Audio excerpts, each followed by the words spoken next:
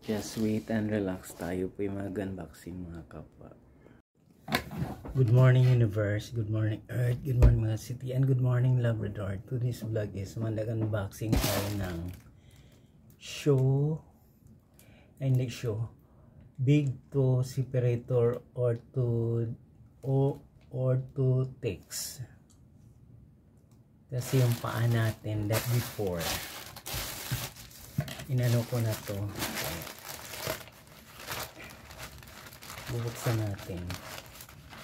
In order ko talaga to kasi yung paa natin dati namamaga. Alam mo nang maedad tayo, ito yung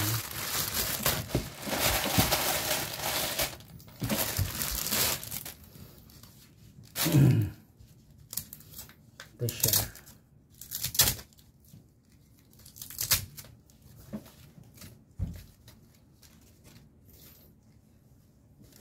Ito siya, oh. Ayan. Ipapasok mo siya dyan.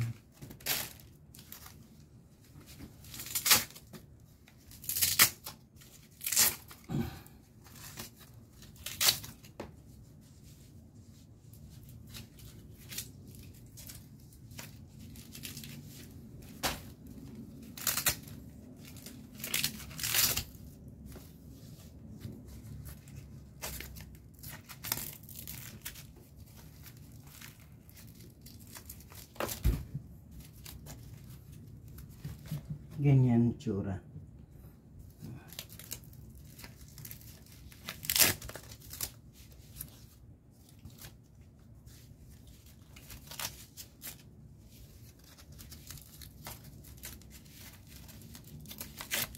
Ganun dapat.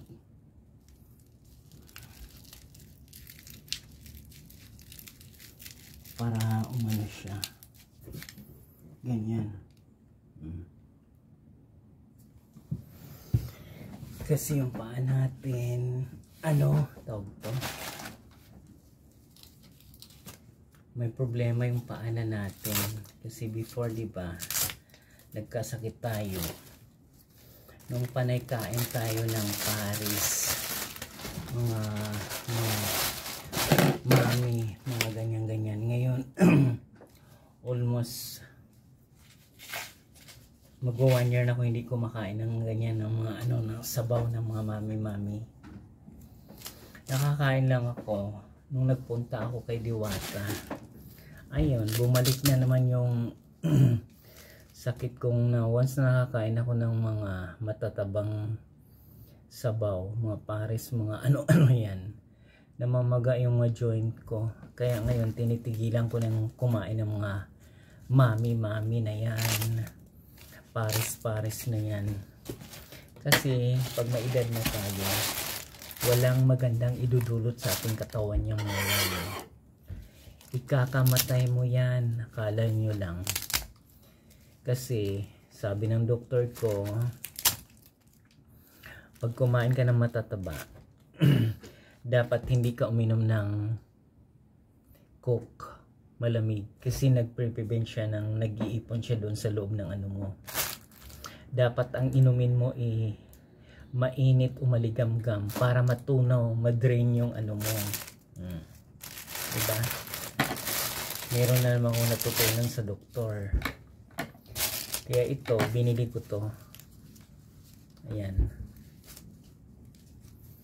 Shoe separator. Para yung kuko yung mga daliri sa paa. Hindi na siya kasi hiwalay na siya ngayon eh. Nung namaga yun pipilitin kung hindi pwede. Hindi na pwede magamot yung mga ganun kasi may edad na tayo. We are going to 53 years old na lolo mo. Kaya mahirap. Iwasan ang matataba. Kaya ang dapat kainin mo lang chicken, ng baboy ng konti, isda, yan. Kasi maedad na tayo. Huwag na tayong kumain ng basta-basta kung wala namang okasyon. Kasi yung mga yon, daming preservative yun, nakakasira ng ano ng kalikasan ng katawan natin. Kaya itong separator na Big 2 separator, binili ko to para dun sa pako. Sa awa ng Panginoon, medyo umano na yung pako, kaya ayaw ko nang kumain ng mga mami kasi hindi mo alam kung paano yung procedure ng pagluluto.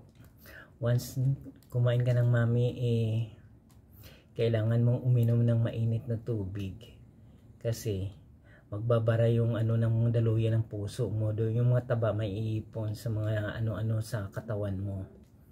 Kaya I have many things to learn in my life. Kasi almost 120 days akong hindi umiinom ng soft drinks before dahil dyan sa mga yan. Kasi sobrang akong alam mo nang may edad tayo, bawal makinig sa doktor para hindi ka pa magpalista kay St. Peter. You will die beautiful and Quezon Ab or Commonwealth.